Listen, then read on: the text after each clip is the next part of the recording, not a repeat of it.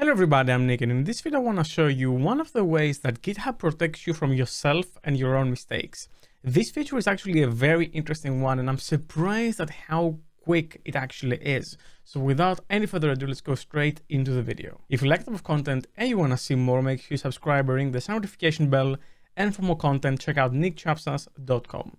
Now what I have here is an empty repository, and I might just start working on my project, and I'm gonna have like a main.js file, and I'm gonna make a function called, I don't know, call API, whatever.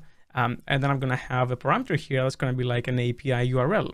And that API URL will be the Postman API. Now, in case you don't know, Postman is this little tool over here that allows you to test your APIs by calling them with different parameters and have pre-saved requests and all that. It's a very nice little tool. However, it also has an API that you can call to interact with your collections if they're part of a workspace and a few other things. And to do that, you need to generate an API key. So you would go into the API key section of the website, click generate API key. I would give it a name called GitHub video. And once that's generated, this key is supposed to be secret. No one will see it ever again. Obviously you're seeing it, but it's going to be long gone by the time you're watching this video. So I'm going to copy that. And then this is what I would use in my code to call the API. So let me just temporarily put it here. The URL would look something like this. And then I would have the API key in the end. Now, normally API keys need to be handled in a very specific way, but maybe for testing, I just had it here instead of loading it from environment variables or through a secrets manager, because, you know, this code would never actually make it into a repository. Then I'm done with my testing. I think this is fine. And then I'm going to go to my terminal and just do a git add without really thinking about it. Git commit m added stuff, always a good name for commits, and then git push. Now I just pushed the API key in a public repository because all that was happening in this public repository, the hello world, and my key is now leaked everywhere. This is public. However, look what happens. If I go to my email, I immediately got a message from the Postman security team that my key was exposed on GitHub. Immediately, 0 minutes ago, this wasn't a cut. Now, the key is still there. Postman didn't actually invalidate it. And maybe that has to do with the fact that they think this is not really security critical. They could invalidate it. They have the power if they wanted to, but they didn't. They still notified me, though, to go in and fix it.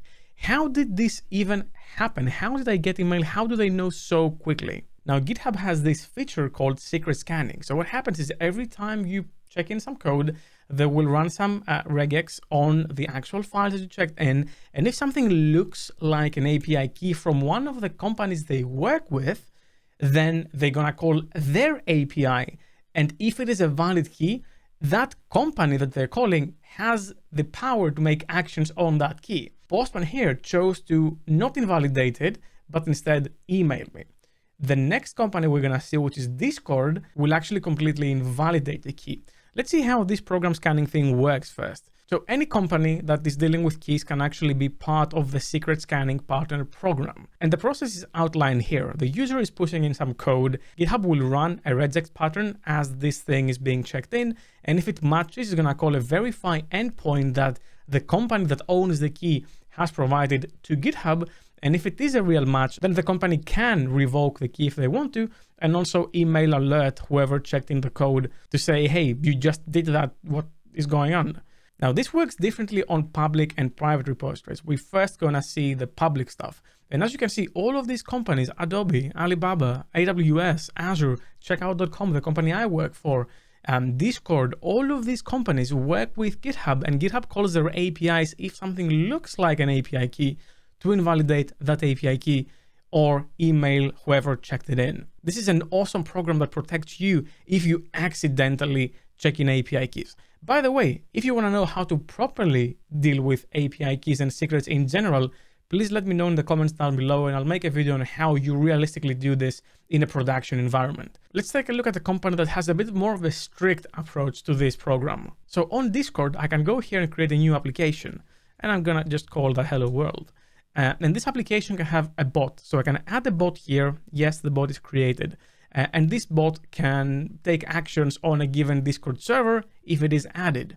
And you can actually write code for the bot itself, and you can authenticate the bot by using this bot token here. So if I copy that and I go back to my code and I just delete that and paste some code for the bot. So what this will do is it will require the Discord.js library, great library, and then on read it's just gonna say logged in at whatever, and then on message, if the message content matches ping, the bot will reply pong back.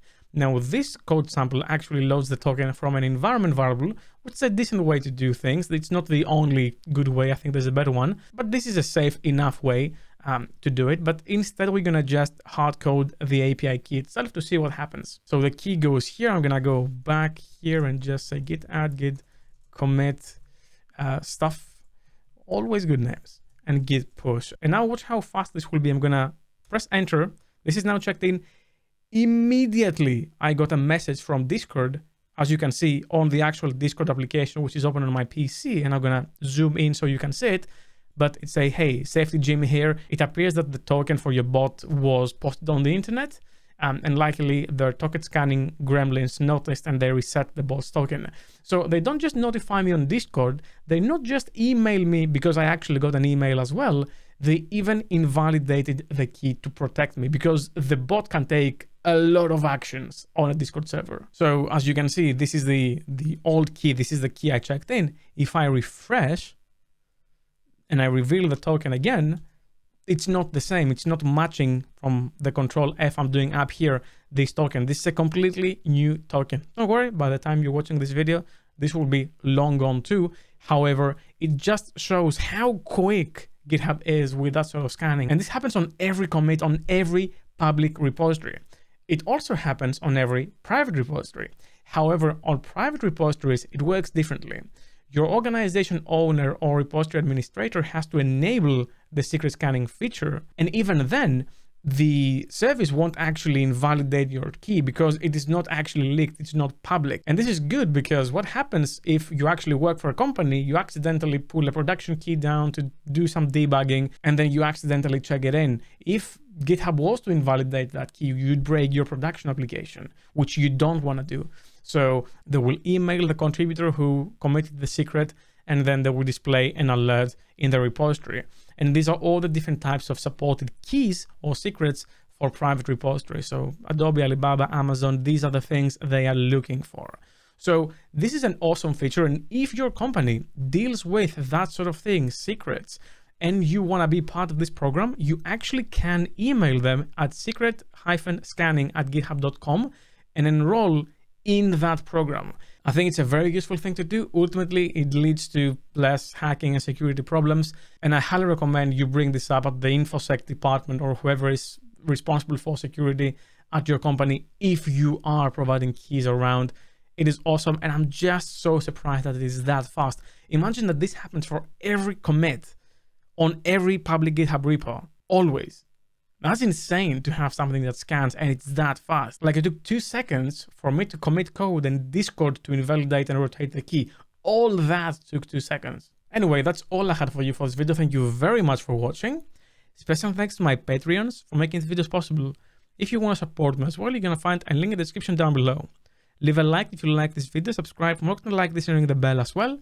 And I'll see you in the next video. Keep coding.